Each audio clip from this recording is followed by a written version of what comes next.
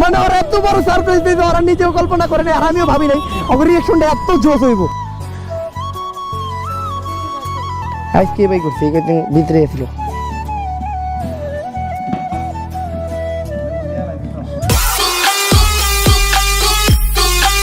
আসসালামু আলাইকুম guys, welcome back to the new episode of my blog.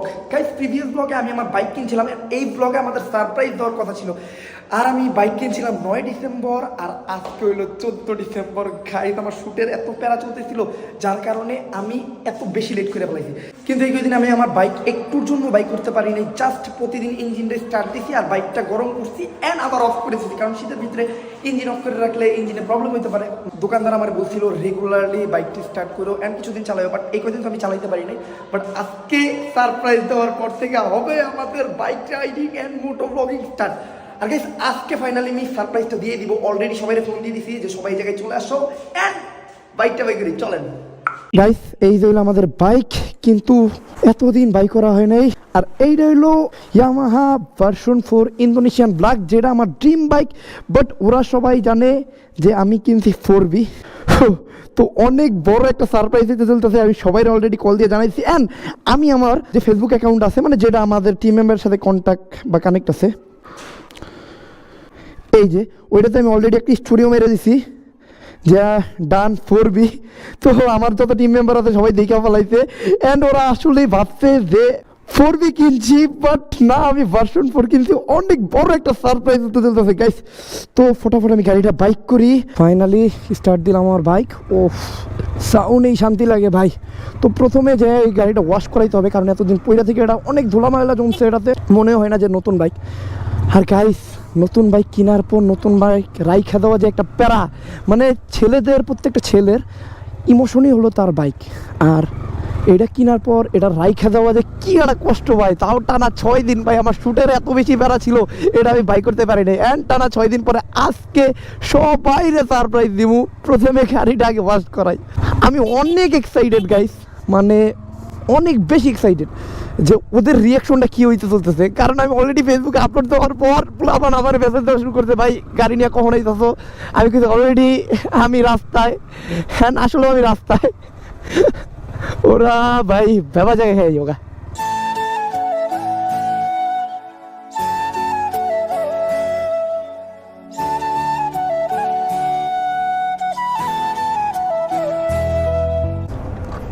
WhatsApp, এটা একটু ওয়াশ মেরে দাও, বুঝছো? এটা স্টোরে থাকতে থাকতে ধুলা বেড়ে গেছে। এটা একটু ওয়াশ মাইরা, পানি পুনি মেরে সুন্দর করে ওয়াশ মেরে দাও। আমার যেটা স্বপ্ন থাকে ওইটা আমি পূরণ করে ছাড়ি, বুঝো নাই? আমি যেহেতু V4 কিনবো কইছিলাম, আমি যতই হ্যান ত্যান করে V4 কিনবো। কি আর করবি? ওর ওটা তো প্ল্যান উঠাইছি, সারপ্রাইজ দিব প্ল্যান রে, কেউ জানে না তো।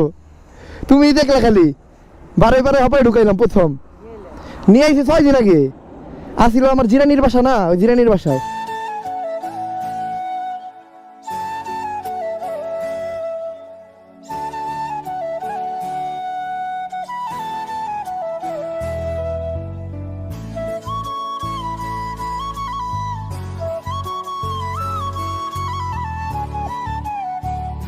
গাইস, ফাইনালি আমাদের গাড়ি ওয়াশ ডান।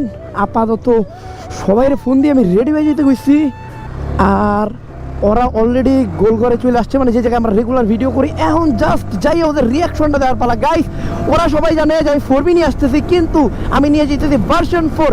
রিয়াকশনটা কেমন হবে আপনারা অবভিয়াসলি কমেন্টে জানান গাইস। অন দ্য ওয়ে, এখন দিকে যেতে হবে।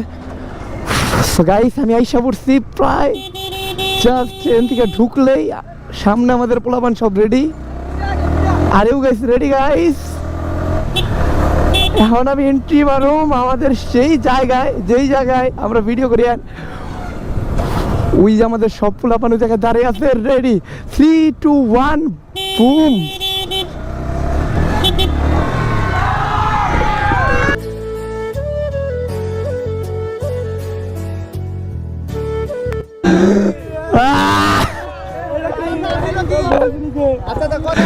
এই রিয়াকশনটা তো হার লেগে আমি এত ঘুরুকি আসলাম, এই রিয়াকশনটা কেমন হয়? এটা উল্টি আলাও এটা 4B উল্টে আলাও 4B উল্টাইলে V4 হয়ে যাবো গা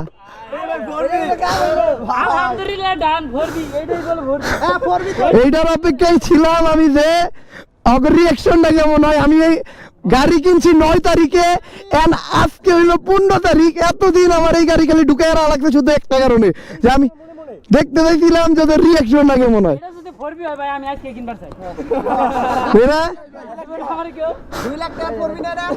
না মোটামুটি 2 লাখ টাকারই 4B এটা। তো ফাইনালি আমার 4B ডান। 2 লাখ দেবো ভাই, দেবেন? হ্যাঁ 2 লাখ তেল আমার দোকানদার মারবো, সমস্যা নাই। আমি তাহলে নিজে গিফট দিছি, আমার জন্মদিনের গিফট আমি নিজে দিছি। আর একটা মজার বিষয় কি গাইস জানেন, আমি সবাই রেখে গেছি যে আমার খালার বিয়া। হ্যাঁ যদি আমার কোনো খালাই নাই, আমি কয়ে গেছি যে খালার বিয়া, আমি দিনাজপুর যাইতেছি, কিন্তু আমি গেছি বাইক কিনতে। আর আজকে ফাইনালি ওই দিন গাইছি, ওই দিন ঘরে জানতে নাই, আজকে এটা জানাইছি। গাইস তোকে সবাই সারপ্রাইজ দেওয়া শেষ। এখন আপাতত আমি আমার বাসায় আমার নানুর দেখাইনি, এই কারণে আমি গাড়ি কেনার ভিতরে সবচেয়ে বেশি ক্রেজ ছিল আমার নানির। আমার নানি আমার প্রতিদিন জিগাইতো গাড়ি কবে কিনবি। আমার জীবনের যে প্রথম শখ ছিল আমার সাইকেল, ওইটা আমার নানি কিনে দিয়েছিল। আর আমার নানি আমার প্রত্যেকটা শখই পূরণ করছে আমার জীবনে। এই জন্য আমি আমার নানির বেশি ভালোবাসি। আমার নানি আমার জন্য পুরা পাগল। আমার কিছু হইলে বা আমার যদি জ্বরও আসতো, আমার মার চেয়ে বেশি চিন্তিত আমার নানুরে দেখা যেত। মানে পুরো ক্রেজি আমার জন্য। মানুষের বাবা মা বা মানে মানুষের নানিরা দাদিরা না করে যে গাড়ি কিনবি না, গাড়ি কিনলে এইটা হইবে এটা। আমার নানি আমার পাগল করে লাইতেছিল। আর আমি যে গাড়ি নিয়ে যাবো, আমার মনে সবচেয়ে বেশি খুশি আমার নানি হইব। তো ফটাফট নানির গাড়িটা দেখায় নিয়ে আসি। গাইস বাসায় পড়ছি অ্যান্ড আপাতত গেছে আমার নানি ডাক দিতে। আমার নানি অনেক খুশি হইব গাড়ি দেখলে, কারণ আমার অনেক দিন ধরে কইতেছিল যে তুই গাড়ি কিনস না, গাড়ি কিনবি কবে। ফাইনালি আমি গাড়ি কিনে নিয়ে এলাম। অ্যান্ড দেখি নানি হোক, নানির রিয়াকশনটা নেই। তো নানি আইতাছে, নানির আগে দেখায় নি। হ্যাঁ কালাই কিনছি, আমার কালাই ভালো লাগে, কালাই কিনছি। জামা কাপড়ও কালো কিনি, হুন্ডাও কালা কিনছি, যা কিনুম সব কালা।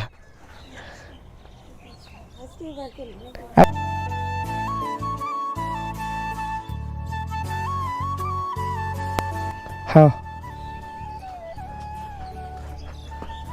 এই জন্য চাপ দোছি, এনে চাপ দাও, এই জন্য চাপ দাও, এনে হ্যাঁ চাপ দাও, এই যে জায়গায় চাপ দাও।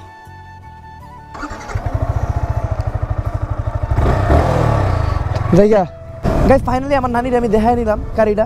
আর আমার নানি অনেক খুশি। আমি যে কোনো কিছু করতে পারলে সবচেয়ে বেশি যদি কেউ খুশি হয়, ওটা আমার নানি হয়। আর সবচেয়ে বড় কথা কি গাইস, নিজের টাকায় কিছু করলে ফ্যামিলি অবশ্যই খুশি হবে। যদি আমি আমার শখটা পূরণ করার জন্য আমার ফ্যামিলিতে প্রেশার ক্রিয়েট না করি, মানে কোনো চাপ না দেই, তাহলে ফ্যামিলি তো করবেই। আপনি আপনার নিজের টাকায় যে কোনো কিছু করবেন, আপনার ফ্যামিলি কখনো না করবে বলে আমার মনে হয় না।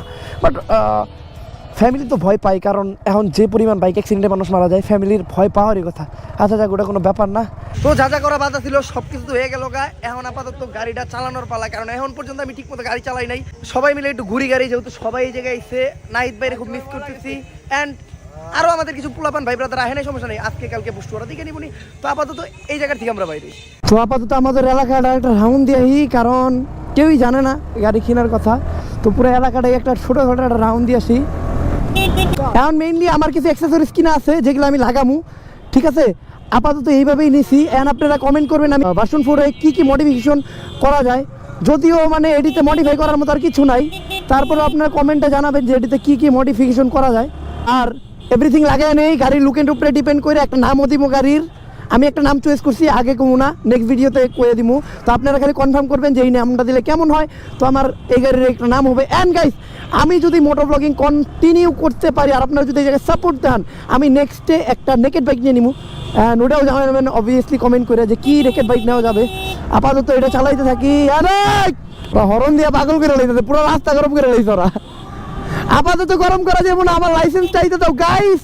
খালি কমেন্ট করবেন কোন জেলায় যাওয়া যায়, আমি খালি ওই জেলায় যে হাজির হয়ে যাবো গা।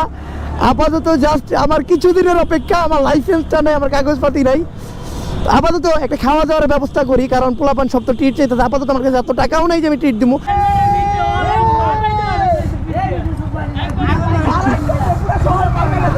না না না, এগুলো করে না, মানুষের ডিস্টার্ব করা যাবে না। অবশ্যই আমি কইলে ওরা চুপ থাকবো না, কারণ আজকে মানে ওরা এত বড় সারপ্রাইজ দিয়েছে, ওরা নিজেও কল্পনা করে নাই আর আমিও ভাবি নাই ওর রিয়াকশনটা এত জোশ হইব। মানে আমি যখন ঢুকছি, আরে ভাই আপনারা জাস্ট ওয়াও। গাইস আমি V4 কেনার আগে অনেক রিভিউ দেখছিলাম V4 এর এটা ভালো না, V4 এর হ্যান্ড ভালো না, V4 এর ফ্যান ভালো না। আমার কাছে কথা হলো আমার কাছে গাড়ি ভালো লাগছে, গাড়ির লুক ভালো লাগছে, পারফেক্ট। আর মেইনলি আমি V4 চালায় মজাই পেতেছি, কজ স্মুথ, টান ভালো, মাইলেজ ভালো যাই শুনছি, অ্যান্ড লুক জোস আমার সাথে এটা ভালো মানায়। অ্যান্ড বাকিটা আপনাদের কমেন্ট করে জানাইতে হবে যে V4 আসলে আমার সাথে কেমন মানাইছে, ঠিক আছে? আপাতত ছোট্ট একটা রাইড দিয়ে আপনারা জাস্ট সিনেমেটিক কিছু ভিউ দেখেন।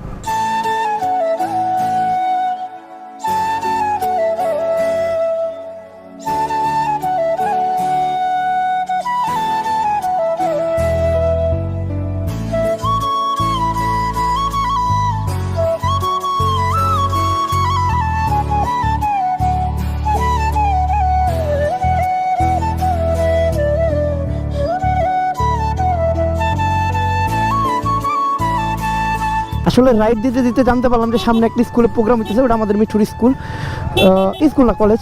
সো ওই জায়গায় যাই, ওই জায়গায় একটু ভাজা পোড়া খাই, কত করে আমার এমনি খাওয়াইতে হবে, কমের ভিতরে যতটুকু চলটানো যায়, বুঝেন ভাই? আমাদের এইদিকে গাছপালা অনেক বেশি, মানে সৌন্দর্য অনেক বেশি, যার জন্য মেন রোড দিয়ে না যাই আমরা এই জায়গায় দিতেছি। আর এদিকে অনেক ধুলা বালু, প্রত্যেকটা গাড়ি নষ্ট হয়ে গেছে। আমার তো নতুন গাড়ি চালার, নতুন গাড়িতে ক্র্যাশ ক্রুজ পড়লে ময়লা টয়লা বললে যে ভাই কী কষ্ট লাগে, এইটা একমাত্র নতুন গাড়ি সারা ফেস করতে এই সমস্যা তারাই এবার ভাই। হেলমেট খুলবো কাটা স্যার, হেলমেটই তো খুলুম না। স্কুল কলেজে গেলে আমাদের একটু প্রবলেমই হয়, কারণ স্কুল কলেজ আমাদের সাবস্ক্রাইবার বেশি, ওই জায়গায় গেলে আমাদের সাবস্ক্রাইবার আমাদের ধরে, এটা একটু প্রবলেম। আসলে আমার কলেজে যাওয়ার লিগা পাগল করে লাইছে। আমার যতটুকু মনে হয় আমি কলেজে গেলে একটু বিপদেই পড়তে পারি। আমরা যে জায়গায় যাই ওই জায়গার অনুষ্ঠানটা প্রোগ্রামটা নষ্ট করি, আর কিছুই না। আচ্ছা আমি কলেজে ঢুকতেছি, এমনিতে বাইক ট্রিক নিয়ে কলেজে আসতে দেয় না, বাট আমরা ঢুকে গেছি বাইক নিয়ে, সামনে না, ওকে। তারপর আমি এসে ঝামেলাই করলাম নাকি, ব্যাপার না কোনো, যেহেতু কলেজে ঢুকে গেছি। ভালো আছো? এটা গরিবের কলেজ দাদু। রাজাবাড়ি তো নাম এই তো ভাইরাল।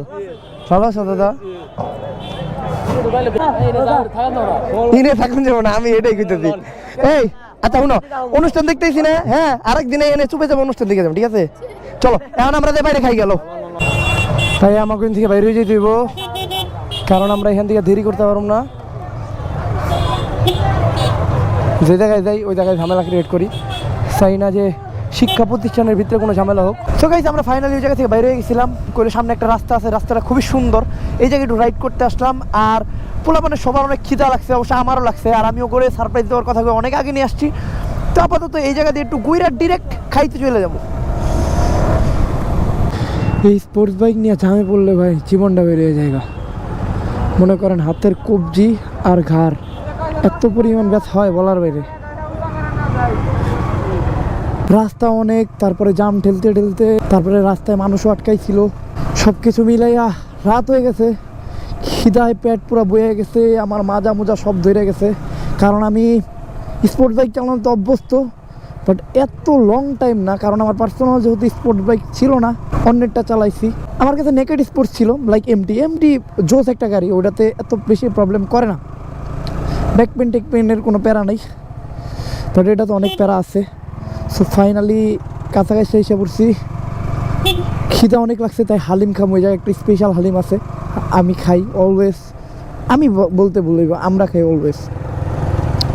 তো বেশি ঠান্ডা লাগতেছে, জামা কাপড় নিয়ে আসি নেই শীতের, কারণ আমরা ভাবছি অল্প একটু গরম, প্রায় 1-150 কিলো চালাই লাইছি ভাই, পুরো 100-র বেশি, 60 কিলোতে বেরিয়েছিলাম, 159। ওরে ভাই কিছু সময়ের ভিতরে এত রাস্তা ঘুরে লাইছে, আর এমন যদি তো রাস্তাটা খুব ভালো না, রাস্তা ভাঙাচোরা, তো আরও বেশি প্রবলেম হয়। আইসা পড়ছি এই স্পেশাল হালিমের দোকানে, অনেক গাড়ি দেখছেন, সেখানে অনেক বেশি মানুষ আসে, আমগো পোলা বানায় পড়ছে। আসসালামু আলাইকুম কাকা, ভালো আছেন? হ্যাঁ একটু ব্যস্ত ছিলাম এই কদিন। কন্ট্রোল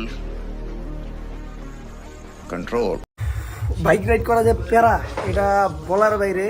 আর আমার তো এই ডেনা টোনা ধরে গেছে, সাজ্জাদ গো, সাজ্জাদ আমরা ভাবছি যে মনে হয় 30-40 কিলো চালাবো না, আমরা নিশ্চিন্তাটির কথা, এই যে আলার পোলার দোষ অলরেডি গাইস কত দূর করে হইছে, আমরা ভাবছি 30-40 কিলো দেয় না, সুন্দর এলাকায় যে আড্ডা মারবো, পুরো 110 কিলো, আমার গাড়িতে 60 কিলো ছিল, এখন কত কিলো, এখন 170-71 কিলো। আলার বাবা যেটা গেছে গেছে, ওটা নিয়ে আর কথা কয়ে লাভ নেই, এখন দেখি যা লাগছে। হ্যাঁ হালিম কাকা কুত্তাটির হালিম দেন সবটি। ও মনে তো চুল স্টার্ট করে দে চুল কালার করে করিস ইফতার করবি নাকি আর 2 মাস আগে গেছে গা একটু জানা এই রিয়াদ ইফতার করবি নাকি এই তুমি রুটি অনেক কোনে লুকিয়ে রাখছো রুটি দিও কিন্তু আমি নিজে রুটি আনাইছি হ্যাঁ আমার ভাগ্য একটা এক একজনে 3-4টা করে খাই থাকে 3-4টা ঠিক আছে